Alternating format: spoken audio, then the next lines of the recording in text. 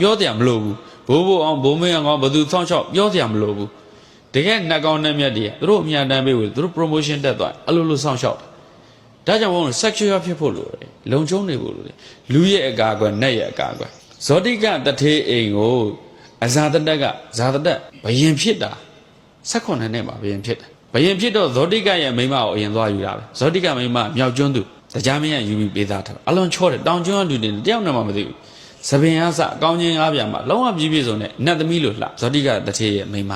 အဲ့ဒါကိုဇာတတက်ကငငယ်လေးနဲ့လိုချင်တာတနာလည်းယူလိုက်တာငငယ်လေးနဲ့စမသေးဘူးနော်သူဘယင်ဖြစ်လာရင်လည်းဇောတိကတထေးရဲ့အိမ်ကိုလည်းယူမယ်တဲ့အိမ်ကတစ်တိအုပ်တွေတခုမှမပါအကုန်ယရနာ9မျိုးနဲ့ယရနာတွေနဲ့ကြည်တယ်နတ်ကဆောက်ပေးထားတာကိုလူဆောက်တာမဟုတ်ဘူးဇောတိကတထေးရဲ့ဘုံကံကနော်သူ့ရဲ့ဒီဂုံကြီးရဲ့ကြီးကျယ်နေတဲ့ကလူတွေဆောက်လို့မရလို့နတ်ကဆောက်ပေးတာအဲ့မှာတရားကြီး9ထက်ကယရနာတွေနဲ့ကြည်တာထားတာအဲ့ဒီမှာဇောတိကတထေးကိုစစ်ရင်ကအကုန်ထုတ်သုံးပြီးတော့ဇာတတက်ကဘယင်ဖြစ်တာနဲ့သွားတိုက်တာနတ်တွေကဝိုင်းတိုက်တာဇာတတက်ခွေးပြေးဝပြေးရတယ်ဇောတိကတထေးကတိတော်မသိလိုက်ဘူးစာမမှတ်တမ်းတင်ထားလို့တဲ့နတ်တွေကကူညီတာဟေ့သူတထေးကိုလာမထိနဲ့ဆိုပြီးတော့သူကတစ်တက်ရင်က1000လောက်ပြရတယ်ဒီက3သိန်းလောက်ပြလိုက်တာဇာတတက်ပြန်ပြေးရတယ်နော်ပြန်ပြေးတဲ့အခါကျတော့ဘယ်ရောက်သွားတော့ဆိုတော့ဇောတိကတထေးကအဲ့ဘယ်ရောက်လဲဖယားနန်ရောက်ဖယားစီတရားနာဇာတတက်ကဝင်ကြည့်လိုက်တော့အော်မာတထေးကြီးငါသူ့အိမ်သွားတိုင်းနဲ့တော်တိတော့မသိဘူးဖယားနန်လာတရားနာတယ်အဲ့ဒါတတိကျွန်တော်ခမရစည်းစိမ်တွေသိမ်းတော့မယ်ပြည်သူအစိုးရဘာသာနဲ့သိမ်းတော့မယ်ပွင့်လင်းပြောပါတယ်အဲ့ဒါတွေသူသိမ်းမယ်ဇောတိကတည်းကသိမ်းလို့ရပါတယ်တဲ့လောလောဆယ်သိမ်းဖို့ခဏထားလက်မှာတော့တတိယလက်စွပ်10ခွန်းတောင်ဝတ်ထားတယ်တချောင်းချင်းစီကိုလက်စွပ်တကွန်းစီဝတ်ထားအဲ့ဒီလက်စွပ်တွေကိုချွတ်ကြည့်ပါအောင်တဲ့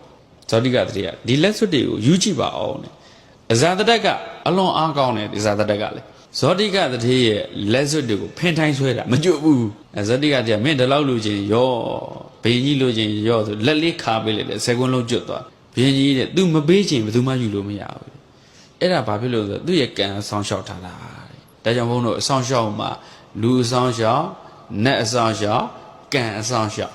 ဥစ္စာဆိုတာကံပေးတဲ့လောက်ရဒါကြောင့်ကံကောင်းနေနဲ့အမြဲတမ်း routine လုပ်ထားအကောင်းဆုံးအဆောင်လျှောက်ဟာကံပဲဟုတ်လားကံသာလျင်ကိုယ်ပိုင်ဥစ္စာဒါကြောင့်ကံကောင်းနေနဲ့နေစဉ်ကုသိုလ်ကောင်းမှုတွေပြုဒါနသီလဘာဝနာမပြင်းနဲ့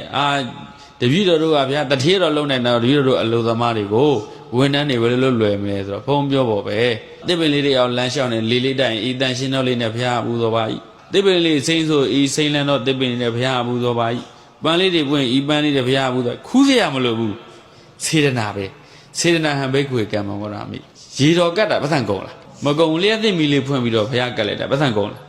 တဘုံရောက်ခြင်းဘုရားရှိခိုးပြီးဟိုတည်းမှာဘုရားရှိခိုးဒီမှာဘုရားရှိခိုးပြီးပတ်စံကုန်လားအေးကုသိုလ်ကောင်းမှုကံကောင်းဆိုတာ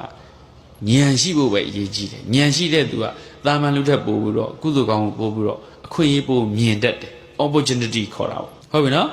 ဒါကြောင့်ဘုံပြောတာပတ်စံမကုန်ဘူးနော်ကုသိုလ်နေတိုင်းတိုးမနေဘူးလားအဲ့ဒါလေးတွေကိုလုံးအေးအဝဂန်ကြီးပြန်စဉ်းစားငါခဏကုသိုလ်ကောင်းမှုတွေဘယ်လောက်လုပ်ခဲ့ပြီဘာမှမလုပ်